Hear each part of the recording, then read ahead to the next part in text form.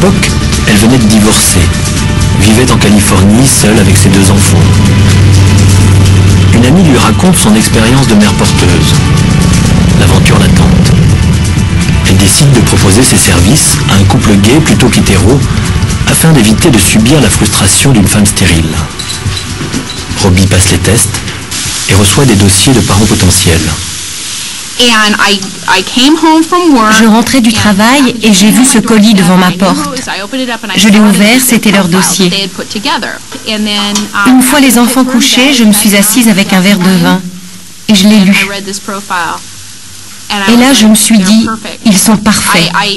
J'ai appelé l'agence le soir même et je leur ai laissé un message pour dire que je voulais absolument travailler avec eux parce que je ne voulais pas tomber sur une famille qui se serve de moi. Je ne voulais pas qu'on me dise, toi tu portes les enfants et c'est tout. Et une fois que j'aurai mis les enfants au monde, salut et disparaît. Parce que ce n'est pas du tout le genre de relation que je souhaitais avoir. Et j'ai eu vraiment de la chance, parce que Tim et Peter non plus. Alors que bien souvent, c'est ce qu'attendent les parents de la plupart des mères porteuses. Vous n'étiez pas frustré que ces enfants que vous portiez ne soient pas pour vous, mais pour eux?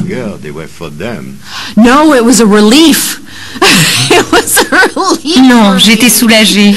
Quand on s'est rencontrés la première fois, c'était une de mes plus grandes angoisses. Et s'ils changeaient d'avis, est-ce que je devrais garder les bébés? Pour rien au monde, je n'aurais voulu d'autres enfants. Et l'idée de me retrouver avec 4 enfants à élever toute seule, c'était juste pas imaginable. J'aurais été complètement débordée.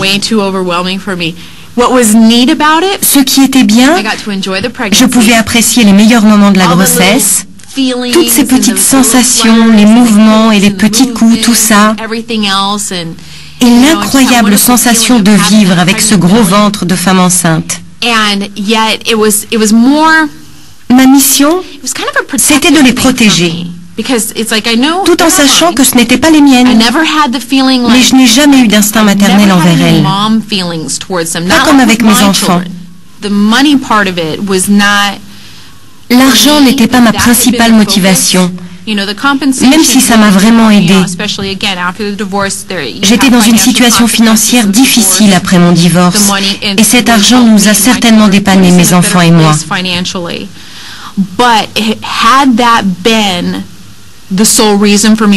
Mais si ça n'avait été que pour l'argent, je n'aurais jamais pu le faire. C'était un plus pour moi et mes enfants. Mais l'essentiel, c'était que ça puisse m'aider, moi, à me rendre meilleure, à me retrouver. C'était vraiment ça mon objectif.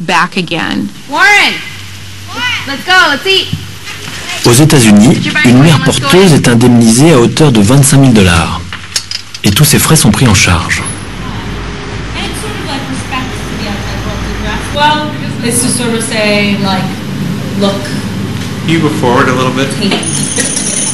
Après avoir donné chacun leur sperme, Tim et Peter pensent que 9 mois plus tard, ils auront un enfant. Mais après 3 inséminations, Robbie n'est toujours pas enceinte. Comme n'importe quel couple confronté à des problèmes de fertilité,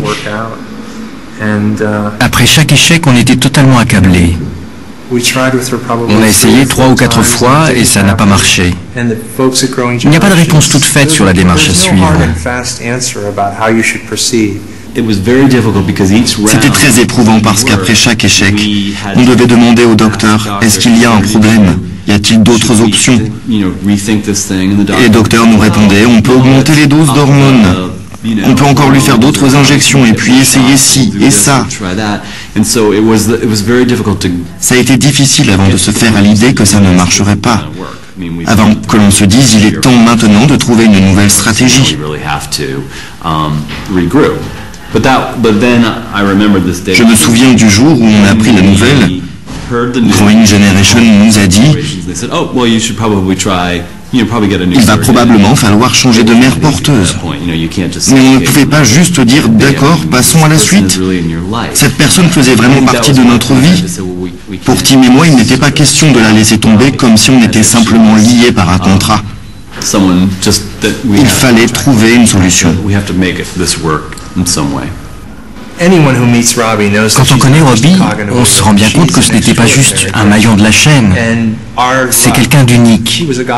La rencontrer a été une bénédiction.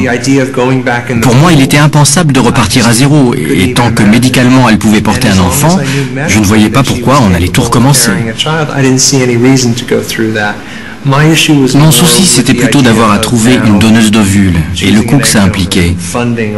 Peut-être que ça ne marcherait pas non plus. On ne savait pas où tout ça nous mènerait. Les deux hommes décident donc de garder Robbie et de recourir à un don d'ovules. À chaque étape, des frais supplémentaires. Leurs économies y passent. Plus de 100 000 $ au total. Okay, Lily. Okay. Daddy! Okay, Daddy! Look at Daddy in the window. Daddy! Look, Daddy! Carmen, la femme de ménage péruvienne, est là à mi-temps. N'ayant pas eu d'enfant, elle voue aux petites une grande affection.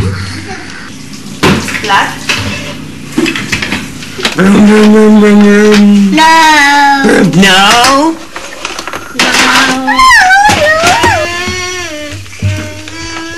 Hi, baby. How are you? Madeleine, la mère de Tim, vient passer chez eux 3-4 jours par mois. 2, 3.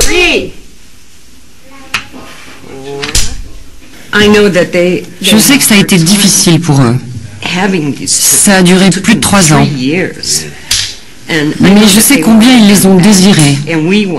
Et aussi combien nous les avons désirés. Vous y compris. Oui, moi. On était tous tellement heureux et impatients qu'elles arrivent. Elles ont été un cadeau.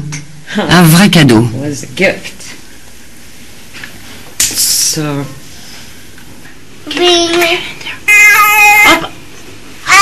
Up for naps. Let's go have naps. Does somebody have a poop in their diaper? Yeah. Somebody's having a poop. Yeah. Come on, Grandma. Okay, come on. We're gonna go sleepy. Okay.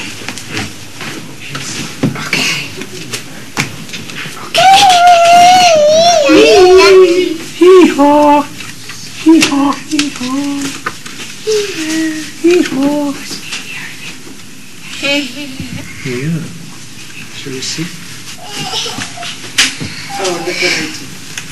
We have to do this all over. Let's see, Grandma. Let me in there.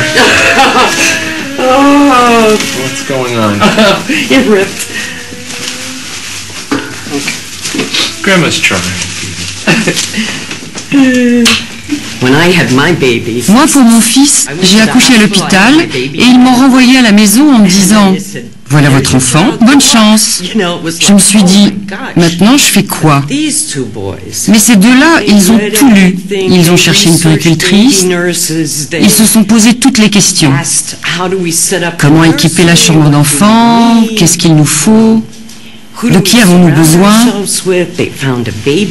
Ils ont trouvé cette puéricultrice en Californie qui est restée avec eux pendant une semaine. Elle leur a tout appris. Comment les changer, les nourrir. Ils sont restés ensemble jour et nuit pendant toute une semaine. Et quand ils sont rentrés à New York, c'était de vrais pros. Quelques semaines avant la naissance. Film de famille. We have worked so hard, you girls, in preparing this room you can't even imagine, and this is your closet. Look at all that loot. And their names. Oh, you're not so keen on those. It's not special. Babies are coming, yeah, yeah, yeah. Are you nervous? I'm excited. I'm a little nervous. The area where we will be stationed many hours for our up to 10,000 diaper changes. Baby in here, take this, pull one out, pull it in, put some lotion on, throw it in the disposal, put him in, over, get the other baby, back, get another diaper, over, in there, lotion, back, in. Done. But the most important part, what kind of a face are you going to make when you're changing them? Babies like to know that what they do is a good thing, and we will smile and thank them for their poops.